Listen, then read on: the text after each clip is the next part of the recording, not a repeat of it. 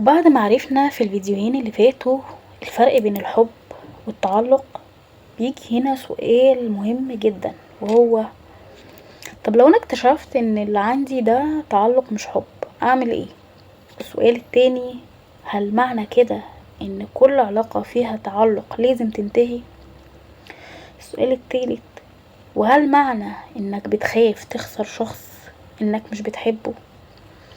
الإجابة الحقيقة مش سهلة خالص ومش بسيطة، لأن الإنسان بطبيعته بيتعلق بالناس اللي بيحبهم، ووجود درجة معينة من التعلق الطبيعي في أي علاقة هو شيء ممكن يحصل.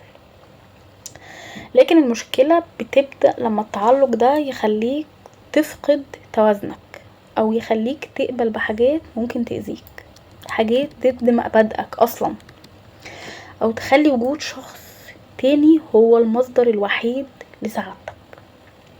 الحل مش في انك تمنع نفسك من الحب، لكن انك تحب بس بطريقة صح. واول خطوة معانا هي انك ترجع تاني تبني علاقتك بنفسك. اكبر مشكلة في التعلق ان الانسان احيانا بينسى نفسه وهو بيحاول يحافظ على شخص تاني، بينسى احلامه، اهتماماته، بينسى الحاجات اللي كانت بتفرحه قبل دخول حد في حياته. والحقيقة بيبقى كل تركيزه على سؤال واحد، هو لسه عايزني؟ لكن قبل ما تدور على حب حد ليك لازم تسأل نفسك سؤال مهم جدا، هو انا بحب نفسي قد ايه؟ لان الشخص اللي عارف قيمة نفسه مش بيقبل اي معاملة ايا كانت تحت اي مسمى، وخصوصا مسمى الخوف من الفقد. الشخص اللي مقدر نفسه بيعرف ان وجود شخص في حياته شيء جميل، لكنه مش الدليل الوحيد على قيمته. لازم ترجع للحاجات اللي كنت بتحبها واللي كنت بتعملها قبل كده، لازم ترجع تهتم بنفسك، تطور نفسك، تشتغل على اهدافك، تقضي وقت مع الناس اللي بتحبك، مش عشان تنسى حد اطلاقا، لكن علشان تفتكر ان حياتك اكبر من علاقة عدت وخلصت. تاني خطوة وهي انك تبطل تربط سعادتك بحد. في ناس كتير بتدخل علاقة وهي منتظرة من الشخص التاني انه يعوضها، منتظرة منه يطمنها، يملى الفراغ اللي جواها، يخليها تحس انها مهمة. لكن الحقيقة ان الشخص مهما كان حبه ليك مش هيقدر يكون مسؤول عن كل حاجة تخص سعادتك، لان ده حمل كبير على اي علاقة. العلاقة الصحية فيها اتنين سعداء بيشاركوا سعادتهم مع بعض، مش اتنين كل واحد فيهم مستني التاني ينقذه. لما يكون عندك حياتك الخاصة هتحب بشكل اهدى، هتشتاق للشخص اللي معاك لكن مش هتنهار من غيابه، هتفرح بوجوده لكن مش هتنسى نفسك في وجوده. تالت خطوة وهي مهمة جدا، انك تتعلم تفرق بين الخوف، انا خايف طول الوقت، والاحساس بالخوف، لان احيانا الخوف بيتكلم بصوت اعلى من صوت القلب. ممكن تحس انك لازم تتمسك بشخص لانك خايف تندم، خايف ما تلاقيش حد تاني، خايف تبدأ من جديد. لكن اسأل نفسك سؤال مهم جدا، لو انا مش خايف من الوحدة هل كنت هختار نفس الشخص؟ السؤال ده مهم جدا، لان اوقات كتير تمسكنا بحد مش بيكون من باب الحب، تمسكنا بيكون هو خوف، الخوف من المجهول، من التغيير، من اننا نكون لوحدنا. لكن ساعات كتير و90% بتكون الوحدة احيانا ارحم من علاقة تخليك تفقد نفسك، تفقد شغفك بالحياة. رابع خطوة، بص للأفعال مش للكلام. من علامات التعلق ان الانسان يتعلق بالكلام، بيحب بودنه وينسى الافعال. ممكن شخص يقول كلام جميل لكن تصرفاته عكس الكلام.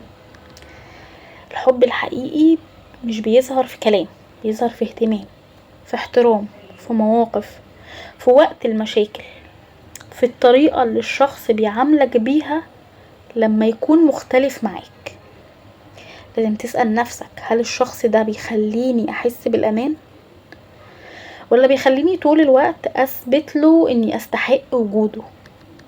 لان الشخص المناسب مش هيخليك طول الوقت تجري ورا الاهتمام. خامس خطوة، وهي اني اعرف ان الخوف من الخسارة طبيعي، لكن اللي مش طبيعي هو اني افقد نفسي. كلنا بنخاف نخسر ناس بنحبها، كلنا بنتألم لما علاقة مهمة بتتغير، لكن في فرق بين انك تحافظ على شخص وبين انك تضحي بنفسك علشان الشخص يفضل موجود. الحب مش انك تسكت عن كل حاجة، الحب مش انك تقبل التقليل منك، الحب مش انك تعيش قلقان طول الوقت. الحب الحقيقي فيه مكان ليك، فيه احترام لمشاعرك، فيه مساحة انك تكون نفسك. ومن علامات انك تكون في علاقة حب صح انك تحس انك مرتاح، انك تكون على طبيعتك، انك تقدر تتكلم من غير خوف، انك تحس ان الطرف التاني بيسمعك وبيحترمك. تختلفوا لكن تعرفوا تحلوا الخلافات، تفرحوا بنجاح بعض، كل واحد فيكم بيشجع التاني يكون افضل. اما لو العلاقة كلها خوف وشك وقلق ومحاولات مستمرة لاثبات الحب، فهنا هتكون محتاج تقف وتراجع نفسك. وفي النهاية الفرق بين الحب والتعلق مش ان الحب ما فيهوش خوف، لكن ان الشخص اللي بيحب فهو عمره ما بيقلق. احنا بشر ومن الطبيعي نخاف على الناس اللي بنحبها، لكن الفرق الحقيقي ان الحب بيخليك مطمن حتى وانت مشتاق، لكن التعلق بيخليك مرعوب حتى والشخص ده موجود. الحب الحقيقي بيخليك تقول انا اخترت لانك اضافة جميلة لحياتي. التعلق بيخليك تقول انا محتاجك عشان اعرف اعيش.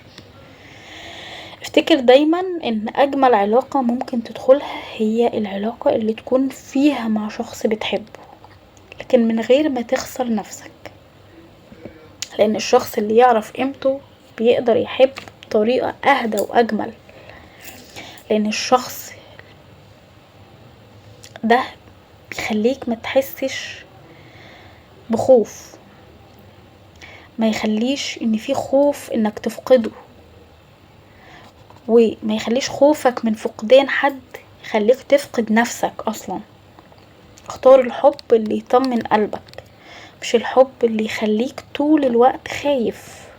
لو حسيت ان الكلام ده لمس قلبك او لمس حاجة جواك، شاركنا في التعليقات وقول لنا هل شايف انك قبل كده عرفت تفرق بين الحب والتعلق، واكتر علاقة حسيت انها قريبة منك. ما تنساش تشترك في القناة وتفعل زر الجرس علشان يوصلك كل جديد عن العلاقات والمشاعر وفهم النفس البشرية. الى اللقاء في فيديو جديد. سلام.